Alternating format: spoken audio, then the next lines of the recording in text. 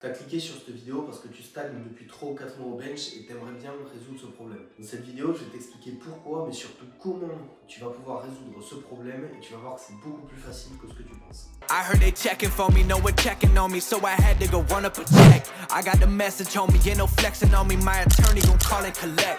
Blessings on blessings for me, my successes only made them envious, they got upset. I had to put all their egos in check. Déjà, je vais commencer par le truc qui fâche. Le bench, c'est un mouvement qui est beaucoup plus influencé par le poids de corps que le squat et le deadlift. De façon générale, tu verras que les catégories plus lourdes ont systématiquement un meilleur bench que les catégories plus légères. Les catégories plus légères, tu peux toujours trouver un gars qui va arriver à deadlift autant qu'un mec qui est plus lourd, etc. Pour le bench, c'est quand même beaucoup plus rare. Tu verras qu'en général, il n'y a pas énormément de bench qui dépassent les 200 kg quand tu es en dessous des 70 kg poids de corps. C'est pour ça que tu verras que les mecs qui ont les meilleurs bench dans le monde, ils ne font pas 70 kg.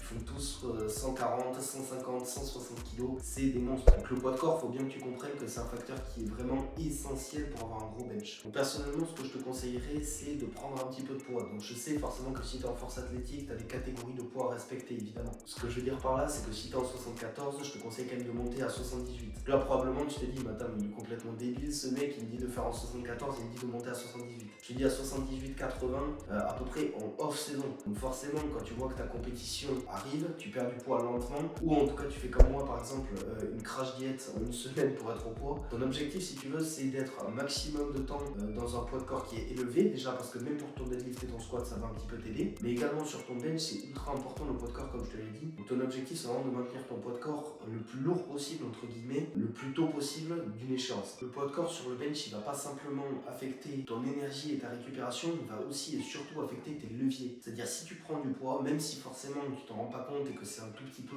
mais si tu veux, tu vas prendre un petit peu de gras à ce niveau-là, tu vas prendre un petit peu de gras dans ton dos, ça va faire un petit peu moins d'amplitude à chaque fois. Et ça paraît bête et tu te dis, ouais, mais le gras, dans tous les cas, ça s'enfonce, ça change rien. Mais juste, fais-moi confiance et fais l'expérience. Prends 5 ou 6 kilos de poids de corps et tu vas voir que ton bench, il va exploser. Si t'es comme moi, t'as sûrement déjà eu un pote qui arrive, qui s'entraîne quasiment jamais et qui te détruit au bench alors que ça fait 6 mois, 1 an que tu travailles dessus et ça rend fou. Mais bizarrement, ce mec-là, si je me trompe pas, il est toujours un petit peu plus lourd que toi, tu vois. Donc c'est ça que je veux dire quand le poids de corps c'est ultra important. Tu peux ne pas du tout t'entraîner et être meilleur qu'un mec qui s'entraîne depuis 6 mois si t'es plus lourd simplement. Avant de passer au prochain point, j'en profite pour te rappeler de t'abonner et d'activer la cloche pour être notifié quand je sors une nouvelle vidéo. Maintenant on enchaîne sur le deuxième problème, c'est le fait d'essayer de trop bien faire. Ce que je veux dire par là c'est quoi? C'est que le bench tu peux essayer d'avoir la meilleure technique au monde, mais il y a un moment c'est une question de masse musculaire tout simplement. Tu verras jamais un bencher qui est vraiment fort, qui a absolument pas de pec ou absolument pas de bras. Ça peut arriver de voir des mecs qui sont entre guillemets un petit peu skinny, qui arrivent à deadlift lourd. T'arriveras jamais à avoir un gros bench si tu restes skinny. C'est aussi simple que ça.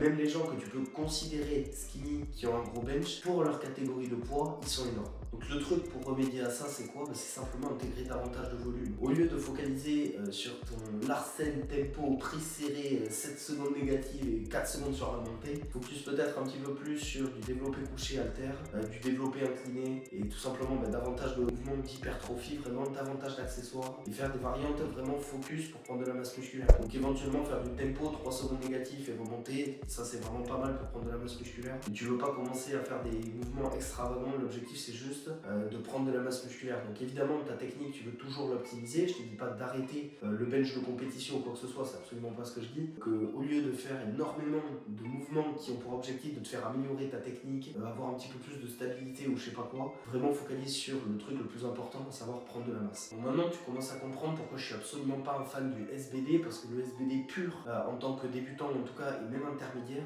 tu prendras jamais autant de masse musculaire que possible si tu fais uniquement du bench et que tu fais pas d'autres mouvements. Tu auras une amplitude un petit peu limitée entre guillemets sur ton bench, même si tu pontes pas ou quoi que ce soit, tu n'auras pas une aussi grosse amplitude par exemple que sur des flies, même que sur du développé couché aux haltères. Donc forcément tu as tous ces facteurs qui rentrent en compte et l'objectif c'est vraiment d'optimiser ta prise de muscle, en tout cas au début, pour le bench. C'est vraiment super important. Évidemment je suis pas complètement contre le SBD, donc en fin de bloc de force, en picking, ça peut avoir sa place, mais il faut pas que ce soit la majorité de ton entraînement. Une petite histoire assez marrante, c'est le jour où je m'en suis rendu compte vraiment de ce problème, c'est le jour où je suis allé dans un Basic Fit. J'ai vu un mec qui avait une technique au bench, mais genre un truc mais hallucinant, genre nul, mais vraiment nul. Et le mec arrivait à bench 160 sur un banc éclaté avec aucune technique. Mais le mec il était big, tu vois. Alors dopé, pas dopé, etc. C'est pas le point, on s'en fout. Et je pense pas qu'il était dopé, ne le prenez pas là. Mais dans tous les cas, un mec comme ça, tu vois, qui bench 160 kg sur un bench Basic Fit avec une technique ignoble, ça devrait t'expliquer un truc, c'est que la masse musculaire c'est le truc le plus important possible. Et quand tu vois que des mecs comme ça, sans aucune technique, arrivent de la bench 160 kg, tu comprends rapidement que plus tu prends de la masse musculaire, plus tu vas être fort. Et après, si derrière tu améliores ta technique, là tu vas encore passer au niveau supérieur. Mais vraiment, dans un premier temps, focalise sur la masse musculaire. Si tu as aimé cette vidéo, je t'invite à lâcher un like. Et si tu es absolument convaincu que tu stagnes au bench à cause d'un problème technique, je t'invite à regarder cette vidéo.